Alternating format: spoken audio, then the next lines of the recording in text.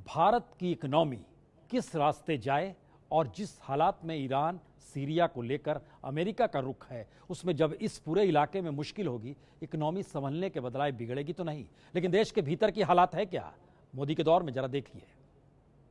इन दिनों स्पर्धा चल रही है कि रुपये की कीमत नीचे जाएगी कि यूपीए सरकार की आबरू नीचे जाएगी। जो डॉक्टर्स किए हुए हैं इकोनॉमिक्स में, जो पीएचडीज लिए हुए हैं इकोनॉमिक्स में, वो लोग इस देश की इकोनॉमी और इस देश की अर्थव्यवस्था को संभाल नहीं पा रहे हैं। गुजरात के मुख्यमंत्री रहते हुए मोदी और लोकसभा में प्रतिपक्ष की नेता रहते हुए सुषमा स्वराज, दोनों का बयान 2013 का है ये, जब डॉलर के मुकाबले रुपया धड़ाधड़ गिर रहा था और मोदी ये कहने से नहीं चूक रहे थे, रुपया का गिरना सरकार का पतन है।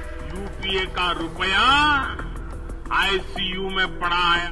लेकिन आज जब रुपया 67 रुपए 33 पैसे पार कर चुका है तो प्रधानमंत्री चुप है, वित्त मंत्री खामोश है, विदेश मंत्री भी चुप है, सरकार भी खामोश है। अब विपक्षी तंज कस रहा है। ये देखिए संजय निरुपम का ट्वीट। लेकिन मुद्दा सिर्फ रुपए के गिरने भर का नहीं, मुद्दा तो उन आर्थिक चुनौतियों का है जो मोदी के मिशन 2019 के सामने खड़ी है और उसे भोगने वाला और कोई नहीं, देश की जनता है। क्योंकि पेट्रोल डीजल की आसमान छूती कीमतें अब घटेंगी नहीं, क्योंकि कच्चे तेल के दाम बढ़ रहे हैं। कमजोर रुपया मजबूत होता दिख नहीं रहा, क्योंकि भारत तेल आयात कम नहीं कर सकता। फिर ईरान पर अमेरिकी पाबंदी का असर तेल उत्पादन पर होगा, जिससे डॉलर और मजबूत होगा, यानी रुपया और नीचे जाएगा। और इसके साथ ही विदेशी संस्थागत निवेशकों की बिकवाली रुकने वाले लक्षण भी नहीं है। सिर्फ अप्रैल में ही रिकॉर्ड 15,000 करोड़ रुपए के शेयर बेचकर मुनाफा डॉलर में बटोरकर विदेशी निवेशक अपने देश ले गए। व्यापार घाटा 16-17 के 47.7 बिलियन डॉलर के मुकाबले 2017-18 में बढ़कर 87.2 बिलियन डॉलर हो चुका है। बैंकों का एनपीए 9 लाख करोड़ के करीब पहुंच चुका है। बैंकों की कर्ज बढ़ोतरी दर यानी क्रेडिट ग्रोथ बढ़ नहीं रही, जिसका असर निवेश पर पड़ रहा है और निवेश में कमी का सीधा असर रोजगार निर्माण पर पड़ता है। राजकोषीय घाटे के बाबत लक्ष्य 9 महीने में ही पार हो चला है।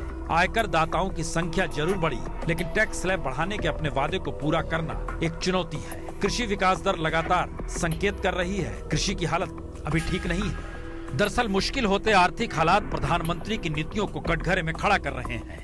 But where is the capital for the growth engines of small and medium enterprises? What took years of hard work to make the Indian economy the third largest in the world is being dismantled through systematic effort. लेकिन फिलहाल सबसे बड़ा संकट तो petrol diesel की बढ़ती कीमतें और रुपए का कमजोर होना है। और जानकार मान रहे हैं कर्नाटक चुनाव के बाद पेट्रोल 90 रुपए पार हो जाएगा, रुपया 70 पार हो जाएगा, क्योंकि अंतर्राष्ट्रीय हालात संकेत इसी के दे रहे हैं।